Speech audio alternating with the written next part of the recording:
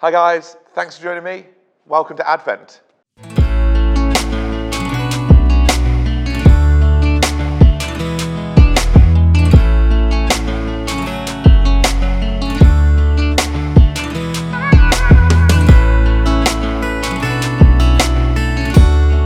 So we are now in the season of Advent.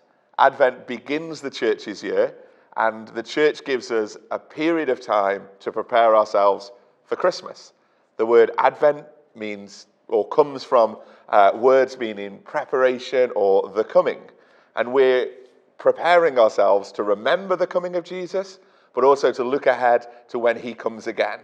So we, at the moment, are probably preparing our houses. Maybe we've got our Christmas decorations up already. Maybe we've started doing Christmas shopping. There's Christmas songs on the radio. People have started wearing Christmas jumpers. We're getting ready. But the church tells us that we need to get ready spiritually as well as physically. So we need to devote some time to prayer and reflection to ensure that we're ready to fully celebrate the festive period. It's not Christmas yet. It's a time of getting ready for Christmas. And the church gives us this really important time called Advent to get ourselves ready. So if that's what Advent is, how are we going to get ourselves ready at school? Well, with lots of things really, but I want to highlight 4 things. Firstly, our Advent wreath. You'll see these in churches and houses across the country. And the wreath has 4 candles on it. And each week, a new candle is lit. And that reminds us that the closer we are to Jesus, the more light there is. We're preparing for the light to come into the world. So over the course of Advent, our Advent wreath slowly gets brighter. Slowly more candles are lit. Slowly our world is more illuminated by the light of Christ. So this will feature in our end of the day prayers and in our assemblies. The second thing that we're doing is we've changed our cloths from green to purple. Wherever you go to Mass, churches will have lots of purple in them for the next few weeks before we go white to celebrate Christmas. Purple is a colour that reminds us of penance, but it also reminds us of the importance of prayer. And so the purple cloths will be up around our school, and hopefully they will remind us of the importance of praying and to mark this season as we head towards Christmas. The third thing that we're going to be doing is silence. Silence is really uncomfortable. Silence is quite difficult, but silence is also a beautiful way of praying. In the silence, God speaks to us. The saints, the prophets, it's all there. Jesus regularly went for moments of silence, moments of quiet, away from the world.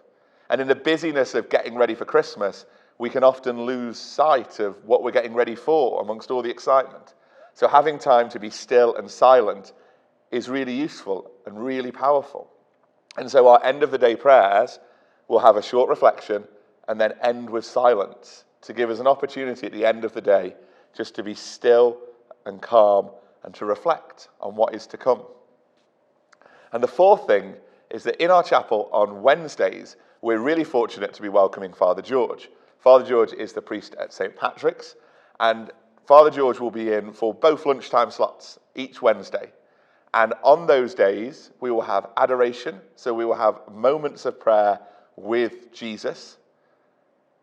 And Father George will be hearing confessions. The church encourages us to go to confession regularly, but really encourages us to go twice a year, once during Lent and once during Advent. So this Advent, we have a wonderful opportunity to receive the sacrament of reconciliation, but the chapel will also be open on a Wednesday lunchtime for prayer.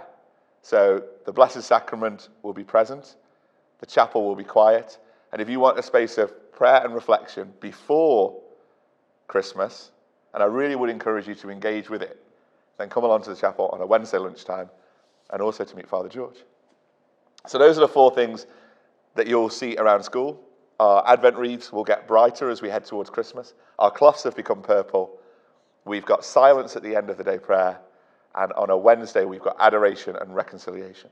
To hopefully help you as you get yourselves ready for Christmas with all of your traditions and all of the wonderful things that you do, to really get into the spirit of Christmas and to really reflect on the meaning of Christmas.